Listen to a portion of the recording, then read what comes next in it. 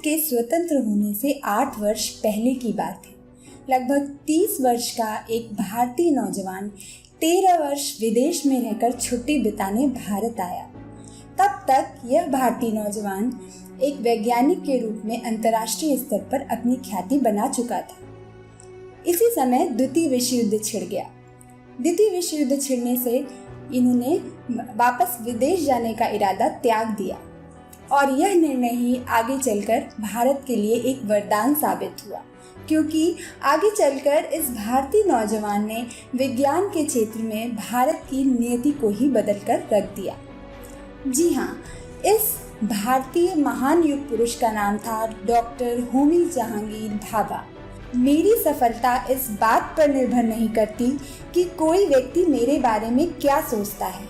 मैं अपने काम से क्या कर सकता हूँ, उस पर ही मेरी सफलता निर्भर है। ऐसे महान विचारों वाले युग पुरुष डॉक्टर होमी भाभा ने भविष्य की ज़रूरतों को देखते हुए उस समय ही भारत को परमाणु ऊर्जा संपन्न देश बनाने का सपना देख रहे थे। वरन यह उनका स्वप्न ही नहीं था, बल्कि उनकी दिली इच्छा भी थी, क्योंकि तभी तो जब उस समय पाश्चात्य देश के वैज्ञानिक यह बता रहे थे कि विकासशील देशों को सर्वप्रथम औद्योगिक विकास पर ध्यान देना चाहिए, उसके बाद ही परमाणु ऊर्जा पर। लेकिन इस समय होमी भाभा ने यह कहा था कि विकासशील देश परमाणु ऊर्जा को शांतिपूर्ण तरीके से उपयोग करके अपने देश के औद्योगिक विकास में तेजी ला सकते हैं। यह वह समय था जब बुद्धिजीवियों से लेकर आम जनता तक परमाणु ऊर्जा जैसे शब्दों से अनभिज्ञ थे। भाभा की दूरदर्शिता ने भारत को द्वितीय विश्व युद्ध के समय ही विज्ञान संपन्न स्वरूप देश की परिकल्पना के रूप में सपना साकार होते देख रहे थे। तभी तो उसी के परिणाम आज हमारे सामने हैं कि आज भारत परमाणु ऊर्जा संपन्न देशों की कतार में खड़ा है।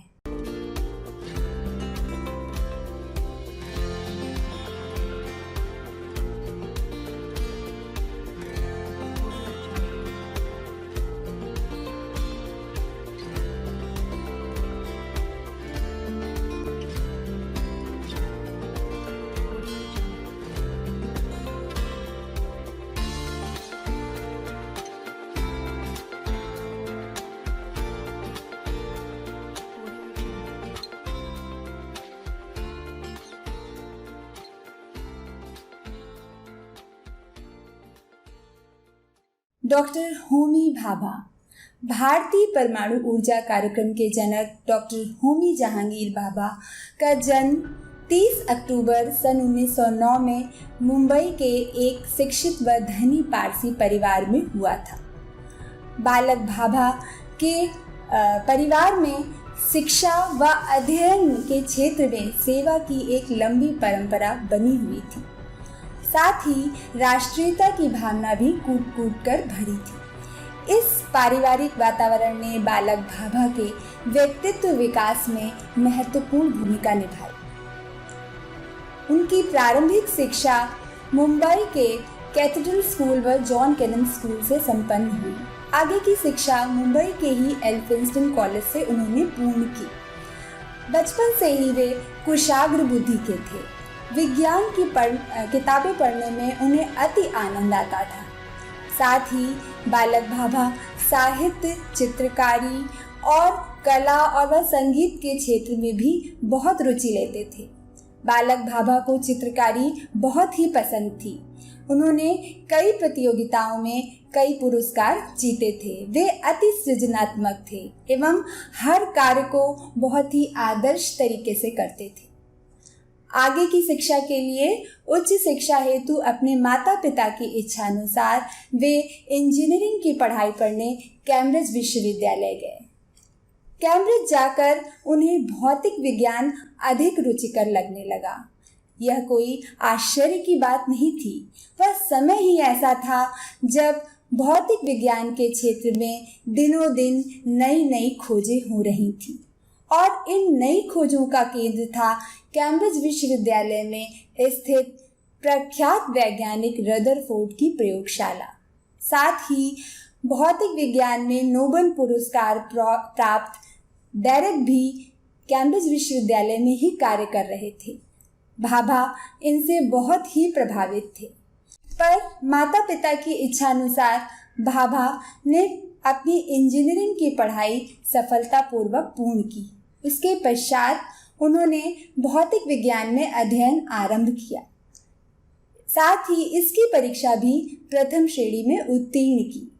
इसके पश्चात वह 8 वर्ष तक उन्होंने यूरोप में रहकर शोध कार्य किया। उन्होंने अंतरिक्ष किरणों यानी कि कॉस्मिक रेज एवं मूल कणों यानी कि एलिमेंट्री पार्टिकल्स के बारे में मौलिक अनुसंधान किया। इस मौलिक अनुसंधान ने उन्हें अंतर्राष्ट्रीय स्तर पर कई पुरस्कार दिलाए और अंतर्राष्ट्रीय वैज्ञानिक समुदाय में उन्हें अब सम्मान की दृष्टि से देखा जाने लगा। सन 1939 में वे भारत वापस आए व द्वितीय विश्व युद्ध छिड़ जाने के कारण वे वापस विदेश नहीं गए, बल्कि उन्होंने यहीं रुक जाने का निर्णय लिया। उसी समय नोबेल पुरस्कार विजेता डॉक्टर चंद्रशेखर वेंकट रमन के आग्रह पर उन्होंने बेंगलोर स्थित इंडियन इंस्टीट्यूट ऑफ साइंस में कार्य करना प्रारंभ कर दिया। यहाँ पर न केवल उन्होंने अपने शोध कार्य को जारी रखा, बल्कि साथ ही उन्होंने अन्य वैज्ञानिकों को भी बहुत ही सहयोग प्रदान किया। धीरे धीरे होमी भाभा के मन में अपनी मातृभूमि के प्रति एक प्रबल जिम्मेदारी की भावना जागृत होने लगी। उन्हें यह चिंता सताने लगी कि क्या भारत विश्व के अन्य राष्ट्रों के साथ विज्ञान के क्षेत्र में कदम से कदम मिला पाएगा। उस समय विश्व के विकसित देशों में नाभिकीय भौतिक विज्ञान यानी कि न्यूक्लियर फिजिक्स पे कई शोध कार्य चल रहे थे और कई वैज्ञानिकों का यह मानना था कि नाभिकीय विखंडन अर्थात न्यूक्लियर फ्यूजन से अथाह परमाणु ऊर्जा निकलती है, जिसका उपयोग आने वाले दशकों में विद्युत शक्ति के उत्पादन में किया जा सकता है। कई वैज्ञानिक इससे असहमत भी थे, परंतु डॉक्टर होमी भाभा को यह परमाणु ऊर्जा एक सच्चाई के रूप में उभरकर सामने आती दिख रही थी। उन्हें भारत की दृष्टि से परमाणु ऊर्जा एक बेहतर विकल्प लग रहा था, क्योंकि उनकी परिकल्पना थी कि भारत का जैसे जैसे विकास होता जाएगा वैसे वैसे उसकी ऊर्जा की आवश्यकता बढ़ेगी और यह आवश्यकता देश के पारंपरिक स्रोतों से पूर्ण नहीं होगी। इसके लिए परमाणु ऊर्जा की आवश्यकता होगी। पर विकसित देशों में परमाणु ऊर्जा पर शोध कार्य बहुत ही गोपनीय तरीके से चल रहे थे। अतः भाभा को यहाँ यह भी समझ आ रहा था कि अगर भारत में परमाणु ऊर्जा को सच्चाई या वास्तविकता बनाना है तो इसके लिए उन्हें तकनीकी विकास भारत में ही करना होगा। इसके लिए एक ऐसे संस्थान की ज़रूरत थी जो पूर्ण रूप से न्यूक्लियर फिजिक्स के क्षेत्र में अनुसंधान करने के लिए समर्पित हो। अतः भाभा ने सर दोराब ट्रस्ट से वित्तीय सहायता लेकर मुंबई में ही टाटा मूलभूत अनुसंधान संस्थान की नींव डाली। उन्होंने इस संस्थान के लिए पूरे विश्व में कार्य कर रहे भारतीय वैज्ञानिकों को वापस आने के लिए अपील की। साथ ही देश के युवा वैज्ञानिकों को भी उन्होंने वहां पर आमंत्रित किया। उन्होंने वहां पर शोध कार्य के लिए समुचित अवसर, वातावरण व साधन भी प्रदान किए। भाभा वैज्ञानिक उत्कृष्टता के प्रतिबद्ध थे, साथ ही वे एक कुशल प्रबंधक भी थे। अतः समय के साथ साथ यह संस्थान दिनों दिन अपने विकास के चरम पर पहुंचता गया और इसका विविधीकरण भी होता गया। आज यह संस्थान विश्व के अग्रणी व श्रेष्ठ संस्थानों में से एक है। सन 1947 में भारत स्वतंत्र हुआ। भारत के स्वतंत्र होते ही उसके विकास के लिए नवीन योजनाएं बननी आरंभ हो गईं। उस समय संपूर्ण विश्व हिरोशिमा व नागासाकी में परमाणु ऊर्जा के विध्वंसात्मक रूप को देखकर सहम सा गया था।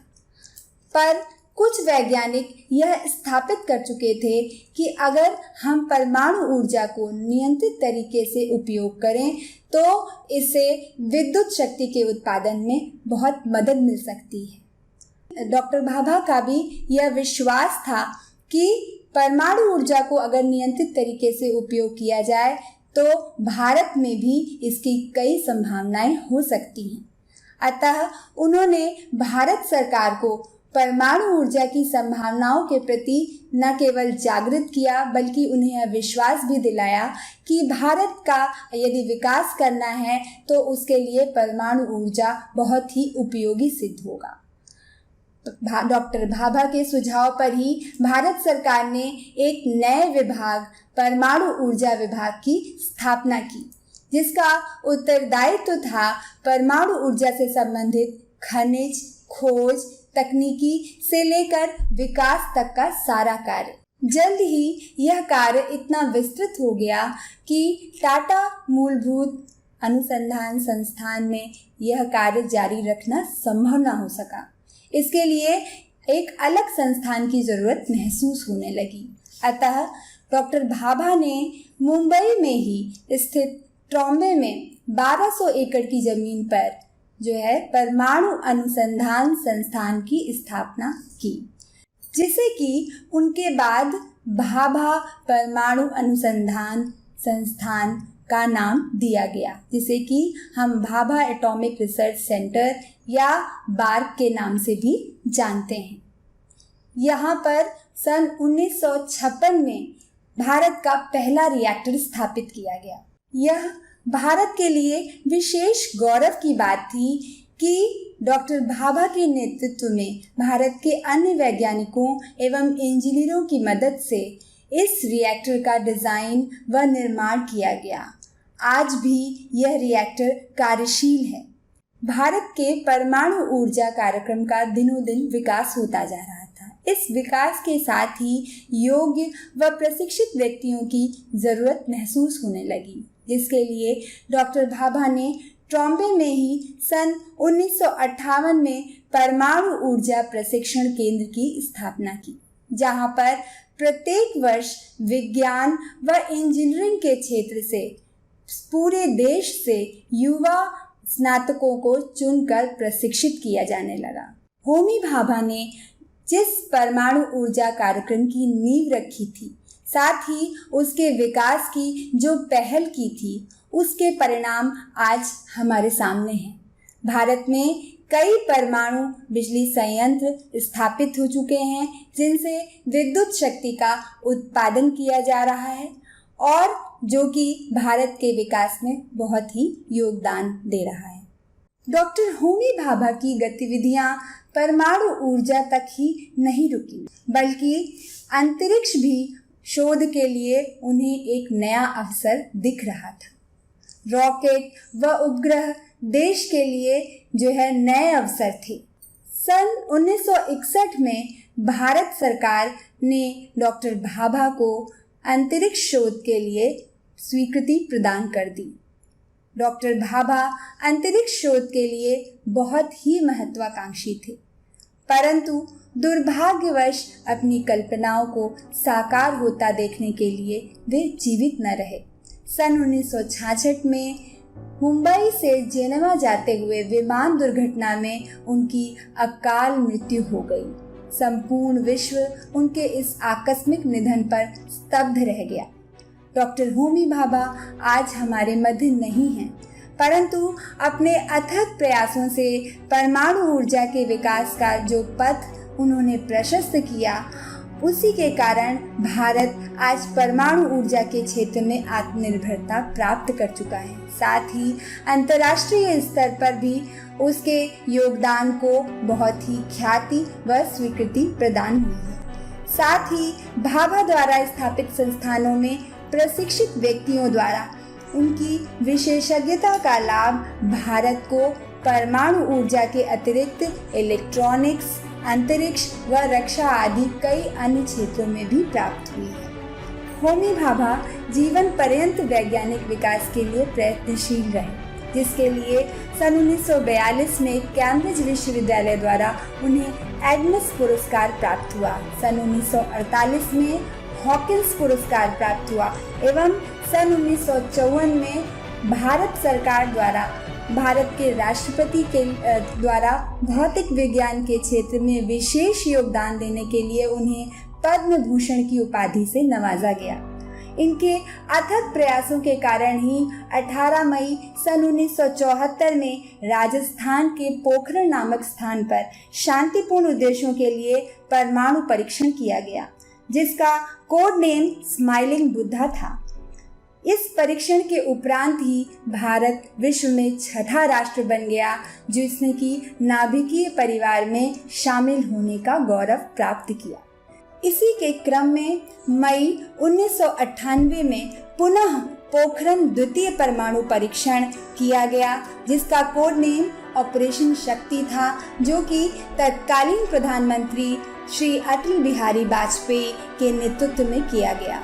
इस परमाणु परीक्षण के उपरांत ही होमी जे भाभा का भारतीय परमाणु ऊर्जा कार्यक्रम एक ऐसे पड़ाव पर आ गया जहां भारत नाभिकीय ऊर्जा के क्षेत्र में संपूर्णता हासिल कर चुका है।